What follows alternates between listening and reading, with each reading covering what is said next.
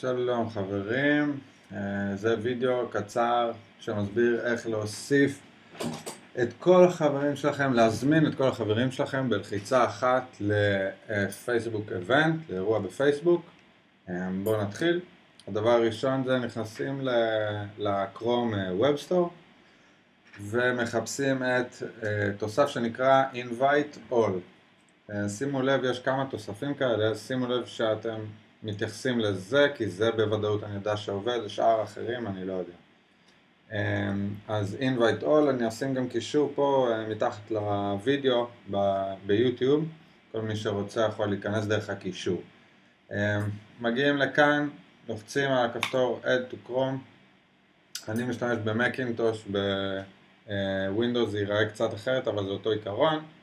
עולה עוד הודעה להוסיף, לוחץ Add, עכשיו זה מוסיף את התוסף לדפדפן שלי, ברגע שהוא סיים, הוא יפתח את הטאב שאומר תודה רבה שאתם משתמשים בתוסף הזה, וכו' וכו', מראה לך את האייקון כשזה פעיל, את הטאב הזה אפשר לסגור, ובעצם מפה אנחנו הולכים לפייסבוק, אני נמצא כאן כבר בעמוד של אירוע,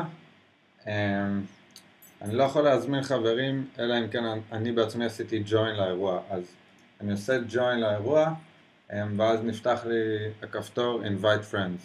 ברגע שאני לוחץ עליו, יעלה החלון של חברים שלי, ואני צריך לגלול למטה כמה שיותר. ככל שאני גולל, נחשפים עוד ועוד חברים, עד שכולם יחשפו. ברגע שהגעתי עד למטה, ואני סגור על זה שכל החברים שלי נחשפו ברשימה, אני לוחץ על Select All.